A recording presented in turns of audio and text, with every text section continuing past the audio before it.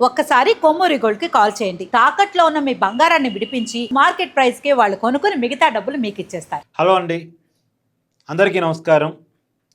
మీరు బీజీ చూసి కార్తిక్ గారు ఏంటి రోజు రాజకీయాలు మాట్లాడతారు, కానీ ఒక సూసైడ్ గురించో లేదు ఒక ఇలాంటి విషయాల గురించి జనరల్గా క్రైమ్ విషయాల గురించి వీడియోలు చేయరు కదా అని మీకు అనిపించవచ్చు. నిజానికి క్రైమ్ వీడియోలు నేను చేయను, కానీ ఈ విషయాన్ని నేను మీతో మాట్లాడాలనుకుంటున్నాను.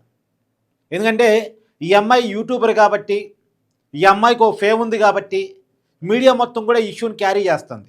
లవ్ ఫెయిల్ అయ్యి అమ్మాయి చనిపోయింది, ఆ అమ్మాయి చనిపోవడానికి పలానా యువకుడి కారణం, ఆ పలానా యువకుడి పేరు కూడా అఖిల్ కారణం అనేది పెద్ద ఎత్తున పొద్దు నుంచి శాటిలైట్ మీడియా నుంచి డిజిటల్ మీడియా వరకు, డిజిటల్ మీడియాకి అయితే పొద్దున్న లేస్తే ఇదే పని నడిపిస్తూ ఉన్నారు కథనాలు.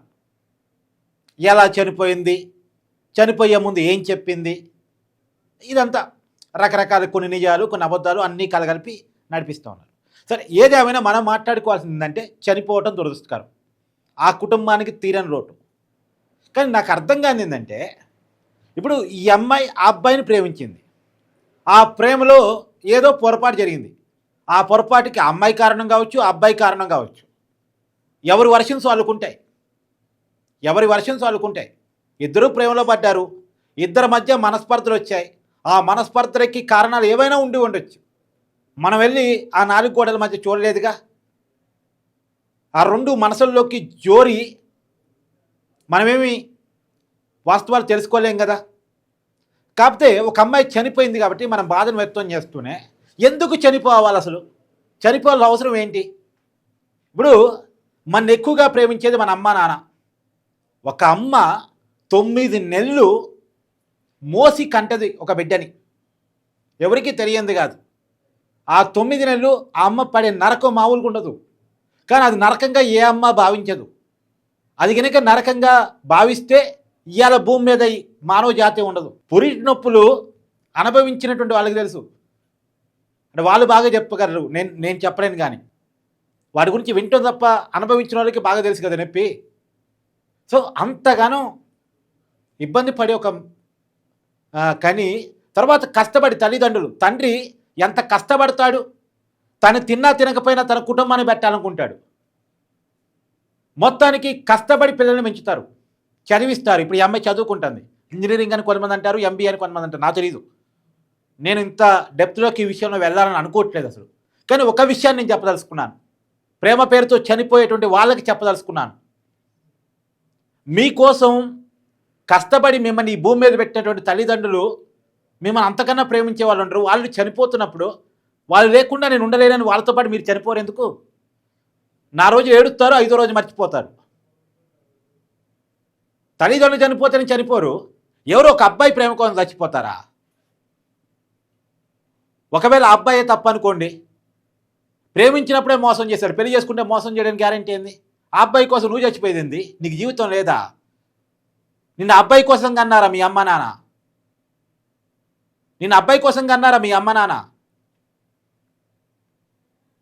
నీ మీద ఎన్ని ఆశలు ఉంటే వాళ్ళకి. ఇలా చనిపోయే పిల్లలంతా ఒకసారి ఆలోచించండి. ఇవాళ మీరు ప్రేమించిన వాళ్ళు మిమ్మల్ని మోసం చేశారని చనిపోతున్నారు కదా, మీరు కొంతమందిని మోసం చేసి చచ్చిపోతున్నారు తెలుసా? మిమ్మల్ని ప్రేమించిన వాళ్ళని. వాళ్ళు కుమ్మిలి చావాలి వాళ్ళ నుంచి. ఎవరో నా మిత్రుడు ఒక వీడియో చూపించాడు, కోమలి వాళ్ళ తల్లి కింద పడి ఏడుస్తుంది. ఏమ్మా, నీ ప్రేమ నిన్ను మోసం చేసిందో, నువ్వు చనిపోయావు, కానీ నిన్ను ప్రేమించిన ప్రేమ నువ్వు మోసం చేశావు. మరి దానికి ఏం సమాధానం చెప్తావు? సమాధానం అడుగుదాం అంటే నువ్వు లేకుండా పోతివి. మీ అమ్మ కంటే నువ్వు ప్రేమించిన ప్రేమ గొప్పదా? ఎన్నాళ్ళమ్మ నీ ప్రేమ పుట్టి? నెలలు అవుతుందో, సంవత్సరాలు అవుతుందా? కానీ నువ్వు పుట్టక ముందు నుంచి పుట్టిందమ్మ నీ తల్లి ప్రేమ నీ మీద. నువ్వు కడుపులో పడ్డప్పటి నుంచి పుట్టింది నీ మీద ప్రేమ మీ అమ్మకి. ఆ ప్రేమతో పోలిస్తే నీ ప్రేమ ఎంత చెప్పు? ఎంత? కాలి గోటికి పనికొచ్చిద్దా? ప్రేమ పేరుతో కొన్ని మాటలు మనం అనలేం, చనిపోయిన వాళ్ళని అలసడాలేం. కానీ ఇలా చనిపోదాం అనుకున్న ఒక్కసారి కామన్ సెన్స్ పెట్టి ఆలోచించండి. మీ భావోద్వేగాలను పక్కన పెట్టి, మీ ఆలోచనలను పక్కన పెట్టి, మీరు ప్రేమించిన ప్రేమనే కాదు, మిమ్మల్ని ప్రేమిస్తున్న ప్రేమల గురించి ఆలోచించండి. మిమ్మల్ని కన్న ప్రేమల గురించి ఆలోచించండి. మీకోసం మీ వాళ్ళు పడ్డ కష్టం గురించి ఆలోచించండి. వాళ్ళ ఆశల గురించి ఆలోచించండి. వాళ్ళ ఆశయాల గురించి ఆలోచించండి. ప్రతి పేరెంట్ కూడా బిడ్డ మీద కొన్ని ఆశలు ఉంటాయి, ఆశయాలు ఉంటాయి.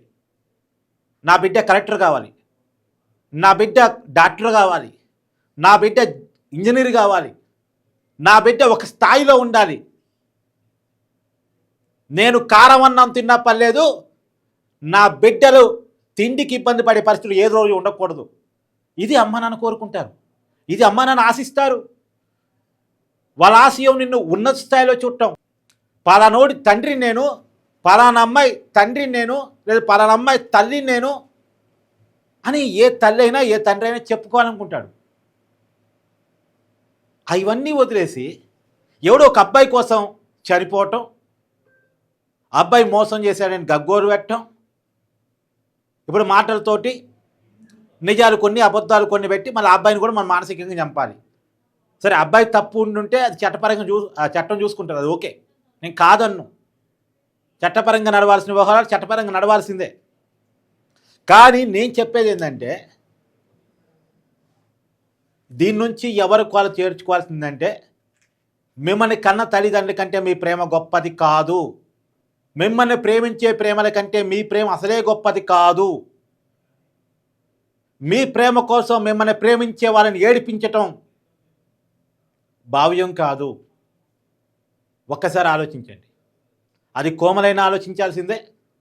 మన గ్రామాల్లో రెగ్యులర్గా మనం వింటున్నటువంటి సమస్యలు కాబట్టి దీని మీద నేను వీడియో చేస్తున్నాను.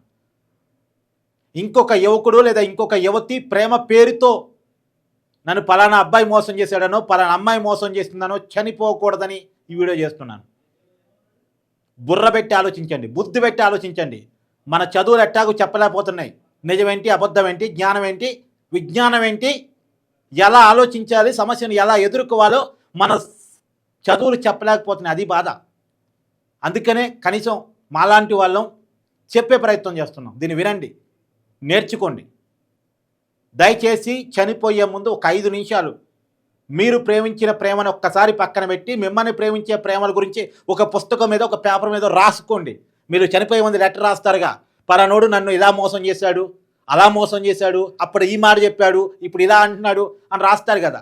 అలా రాసినట్టే ఆ లెటర్ పక్కన పెట్టి ఇంకొక లెటర్ తీసుకొని మిమ్మల్ని ప్రేమించిన ప్రేమలు, చిన్నప్పటి నుంచి మీ అమ్మ నాన్న మీకు చెప్పిన మాటలు, మీ గురించి కన్న కలలు, దానికోసం వాళ్ళు పెట్టిన ప్రయత్నాలు, దానికోసం వాళ్ళు పడ్డ ఇబ్బందులు, ఇవన్నీ కూడా ఇంకో లెటర్ మీద రాయండి. అప్పుడు ఈ 2 లెటర్లు మీరే చదువుకోండి. ముందు రాసిన లెటరు, తర్వాత రాసిన లెటరు. అప్పుడు కూడా మీకు చనిపోవాలంటే ఇంక నేనేం చేయలేను.